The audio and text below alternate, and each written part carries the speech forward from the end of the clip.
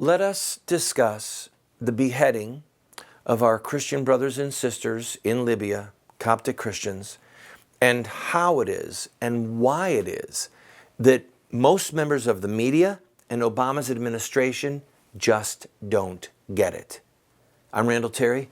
This is Voice of Resistance.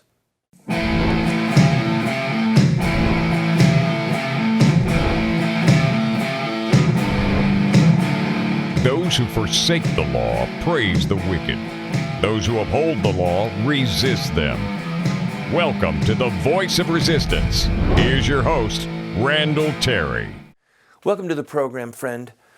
I encourage you, stay with me through this entire episode because I'll bet dollars to donuts that you will learn more about the Islamic faith and perhaps more importantly, how it is, why it is that people in the Obama administration and our State Department just don't get it, and why certain members of the media either refuse to explain true Islam or they simply don't understand it.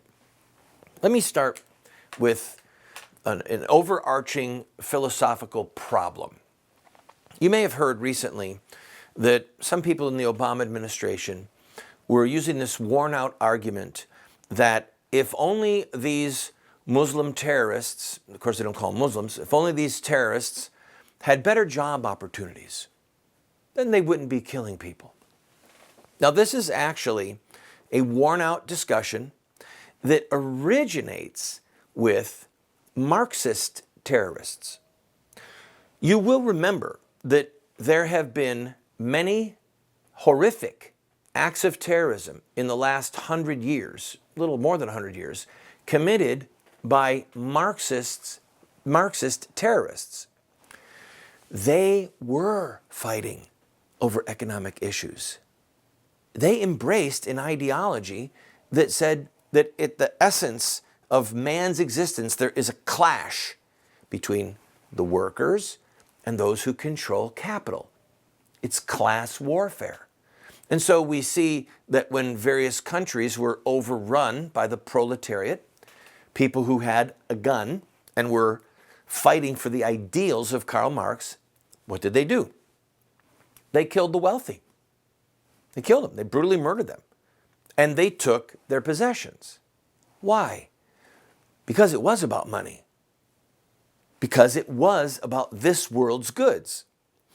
And so what people in the Obama administration and some of their parrots in secular media have done is they've tried to take that philosophical blueprint, which is true historically, and superimpose it over the Muslim narrative.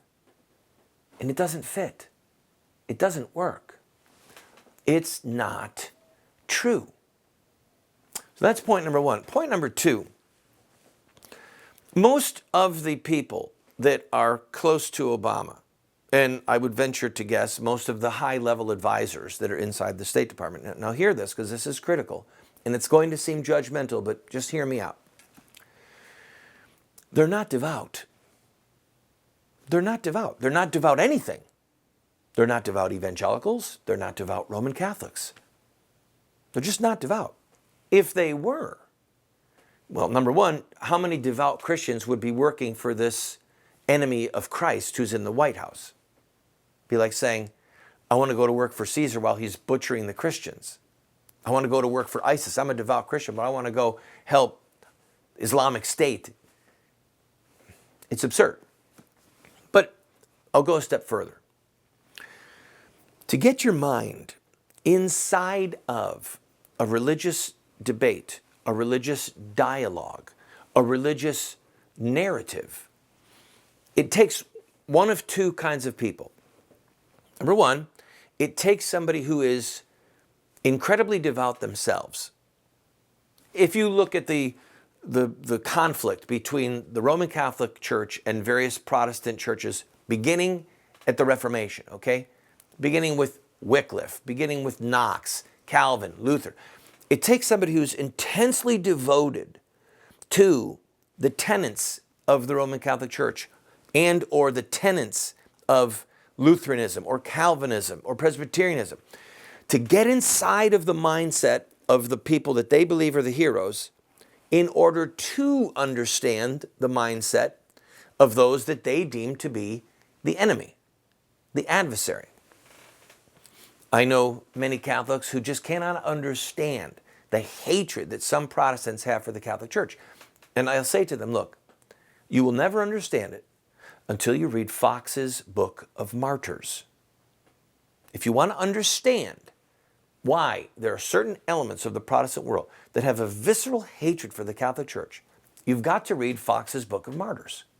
You have to get inside of their head in order to understand what they think.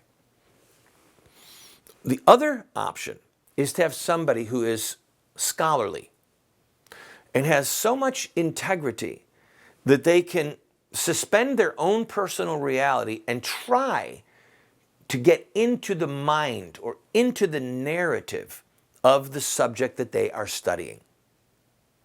In other words, they allow the subject that they're studying to use their vocabulary, to have their priorities, to have their mission, to have their passion. And then they study it in a detached manner, being intellectually honest, not trying to superimpose what they want to see on the object of their study. Okay? So it's either going to be somebody who's devoutly religious or somebody who is incredibly honest on a scholastic level. Stay with me, all right? Because I'm going to explain why our friends at the White House and in the media just aren't getting it. But I think you understand it already. They're not devout and they're not intellectually honest. That's why they don't get it right. I'll be right back.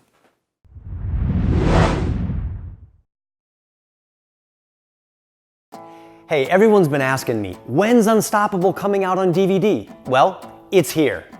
And I have created my own deluxe signature version of Unstoppable that contains not only the movie, but over 5 hours of additional curriculum and study guides for your family.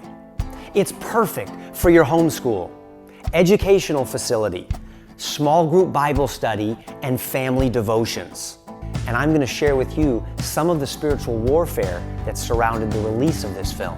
This box set also includes extended scenes, new music videos, the inside scoop on the whole Facebook controversy. So what are you waiting for? I made this special version with my family in mind, and I know your family will be blessed by it too. Unstoppable 2.0 Deluxe Signature Version, available only here at KirkCameron.com. I can't wait for you to experience what's inside. We have put together what we call an online university for you. Now that's a highfalutin way of saying that we have a pretty significant library of material, books, tapes, videos that are there for you for free. Why are we doing this? Because America is desperate for new leaders, and because this material could help you to become the leader that you and God want you to be. Check it out and enjoy it.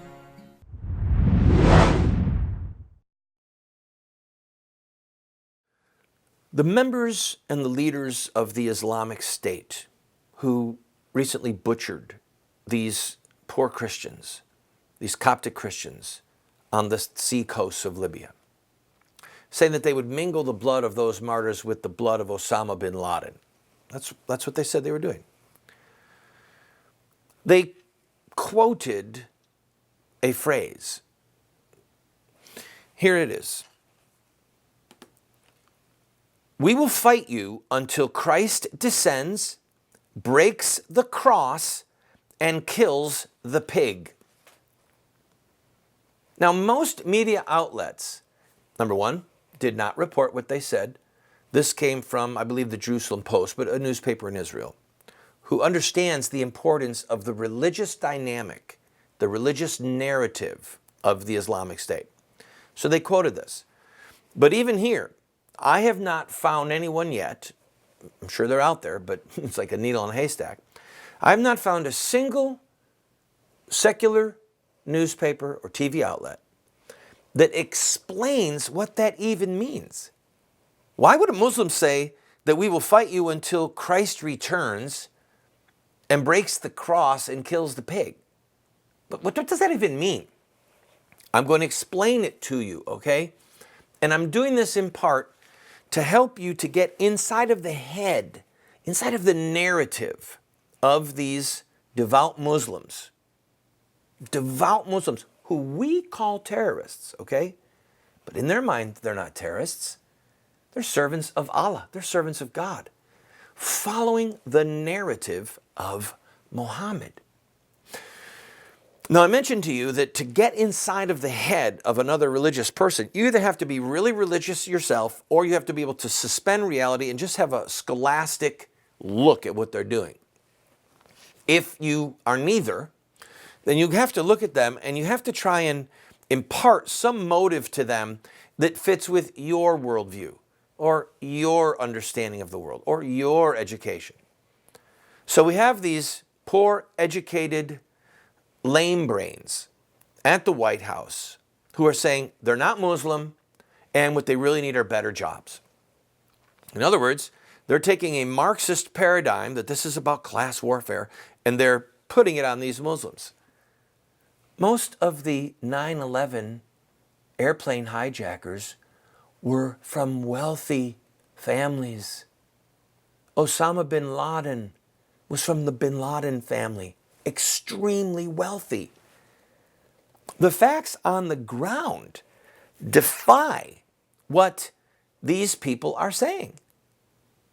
It's not about class warfare, but this argument, this suggestion, shows more about the people in the Obama administration. It shows that they're Marxists. In other words, they think, well, this is all about money. Why is that? Because that's what it's all about for them. That's what it's all about for them. And this is a part of the problem, the core of the problem with the analysis from the Obama administration or the secular news is that they're not inside of the narrative of Muslims. And they're not in the head. They're not devout religious people that say, well, I get devout religion. I'm going to focus on what makes them tick. But instead, they're poorly educated and they're Marxist in their ideology. It's all about money for them in class warfare. And so they're saying, well, this is about them needing better jobs. All right. So one of these murderers says, we will fight you until Christ returns and breaks the cross and kills the pig. Those words come right from Muhammad's mouth. It's not in the Quran. It's in the Hadith. You see, Muhammad believed, ready, that Jesus Christ would come again and be the judge. Did you know that? But what Muhammad said was that he would kill pigs because in Christianity, when the unclean things of the Jewish law were made clean, then Christians were allowed to eat pork and eat shellfish like shrimp and lobster. And Muhammad said that that is a corruption of Christianity, that Jesus never would have stood for that. And look, he'll break the cross. What does that mean? Well, Muhammad believed that Jesus was born of the Virgin Mary, that it was a miracle, but that Jesus was not the Son of God and God the Son. Okay? He just said it was a miracle. God can breathe and make life come. God can do a miracle, can create a bird. So he believed that Jesus was born of the Virgin Mary, but not that he was the Son of God and not that he was God the Son. And moreover, Muhammad denied the centrality of the Christian faith. Christ has died. Christ is risen. Christ will come again. Muhammad said Jesus didn't really die. That was someone else. And that Jesus did not rise from the dead because he wasn't dead. Muhammad does say that Christ ascended into heaven, that God took him up, and that he will return and he will judge. He will be the judge. But that he's going to judge the world, Muhammad said, by Islamic law. That's why he's going to break the cross, because it's an insult to think that the Son of God or God the Son was part of the Trinity. That's blasphemy. And Jesus, Isa, did not die on a cross for people's sins. That's foolishness. So that's why Muhammad said Jesus will come again, he will be the judge, but he's going to break the cross and he's going to kill the pig. And he's going to judge the world based on Islamic law. You just learned something about Muhammad and the Islamic faith, more probably than you've learned in, 10, 20 looks at the news? I've got more for you when we come back. It involves the first miracle of Islam and why they cut people's heads off slowly.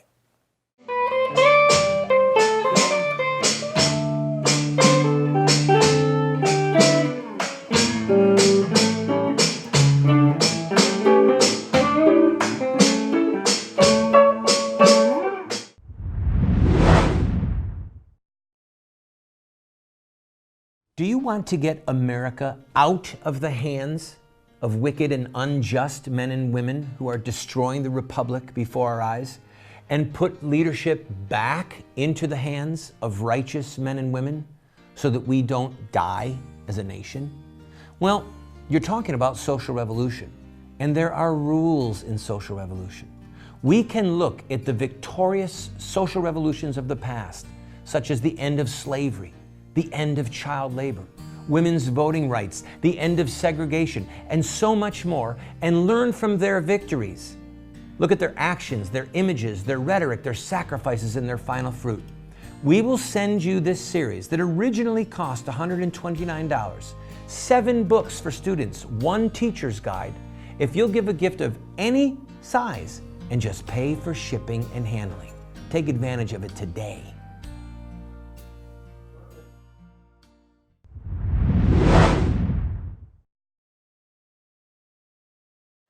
What was the first miracle of Christ?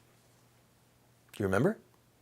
According to the Gospel of St. John, it is the wedding feast, right? The wedding feast at Cana of Galilee when he turned water into wine, right? That's the first miracle. And because it's the first miracle, there's an enormous body of theology that comes from it. Most of us who are students of Christianity or religion in particular understand that first things matter. Okay, the first thing that happens in a strain is critical. Well, what was the first miracle or the bedrock miracle of Islam? It was the Battle of Badar, B-A-D-R. Quick thumbnail sketch, about 1,000 Meccans were coming to hunt down and kill Muhammad and his followers, about 300 of them. Muhammad and his followers had about 100 camels and 2 horse. And if my memory is correct, the Meccans had about 300 cavalry. It should have been the Meccans destroying the Muslims. Well, the night before, and this is the first battle, by the way. This is the first battle. The Battle of Badar is the turning point when Muhammad went from being a peaceful promoter and preacher of his religion to somebody who he believed God had now given him permission to use the sword, to fight, okay? Everyone who died at the Battle of Badar was immediately considered a martyr. Muhammad prayed, and he said that the Lord showed him, God showed him where certain people would die. And against these incredible odds, the Muslims won. And some of the elite leaders of Mecca were killed.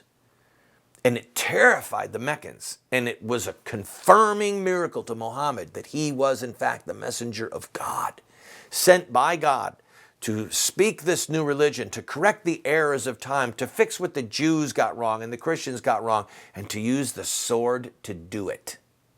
Okay?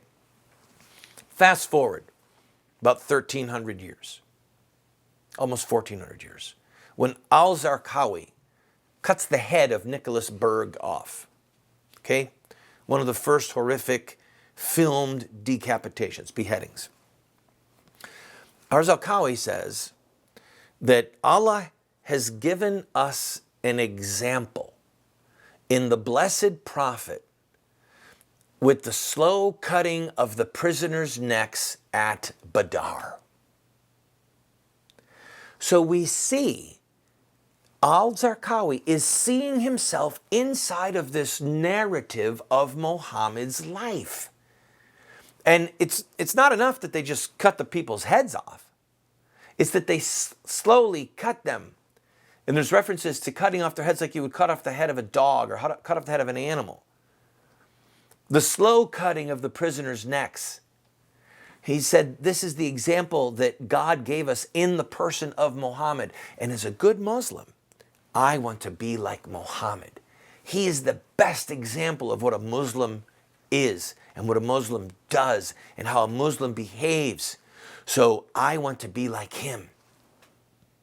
And so these devout Muslims, following the narrative of Muhammad, of Badar, quoting Muhammad, when Christ returns, he will kill the pig, he'll break the cross and kill the pig. They see themselves inside of this narrative of God's one true prophet, Muhammad, and they want to imitate him.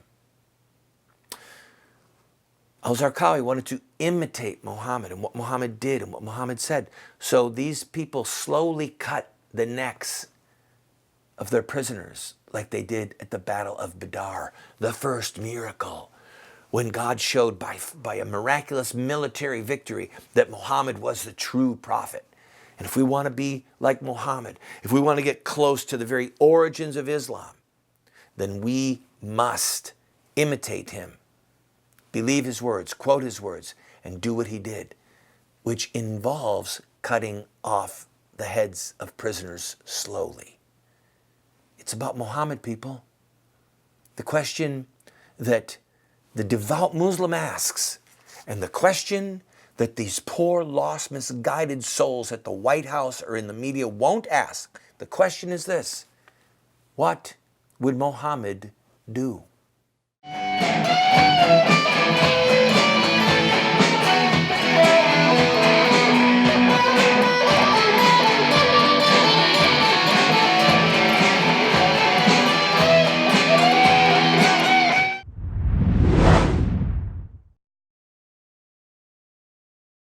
I have been a leader in the pro-life movement for 30 years, and sadly we have not prevailed in our goal to make it a criminal act to kill an unborn baby.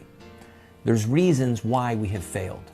I wrote this book, A Humble Plea, to Catholic bishops, to evangelical clergy, and to lay people, explaining where we went wrong and what we have to do to prevail.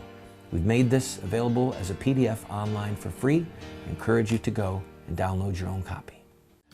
Why does a nice guy like me keep getting thrown in jail? I have been arrested almost 50 times and spent over a year of my life locked up in various prison facilities. And I wrote a book, many books. In fact, one of them is called Why Does a Nice Guy Like Me Keep Getting Thrown in Jail? It's a theological work, answering those who say that the church should not be involved in politics or that we should retreat. I encourage you to get it. In fact, get one and give it to your pastor.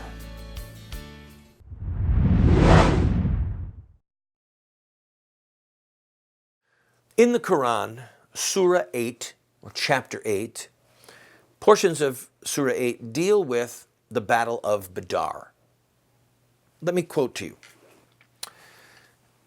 After the victory, Muhammad allegedly got this revelation: I will strike terror into the hearts of those who disbelieve. Therefore, strike off their heads and strike off every finger, the tip of them. This is because they acted adversely to Allah and to his apostle. And whoever acts adversely to Allah and his apostle, then surely Allah is severe in requiting evil. This, taste it, and know that for the unbelievers, it is the chastisement of fire. This is what God allegedly revealed to Muhammad. I will strike terror into their hearts. Coptic Christians have been suffering since the life of Muhammad himself. In the museum at Istanbul, formerly Constantinople, you can see a copy of the original letter. Muhammad sent a copy to the leader of the Coptic Christians and kept one for himself. In it, he threatens the leader of the Copts: come to Islam, receive honor, the honor of bringing your people to the true religion. If you don't, then the disaster which is to befall you and your people rests with you. It is a threatening letter. Muhammad set his eyes on Egypt, set his eyes on the Coptic Christians, and said, convert or face severe consequences. And those consequences exists until this day.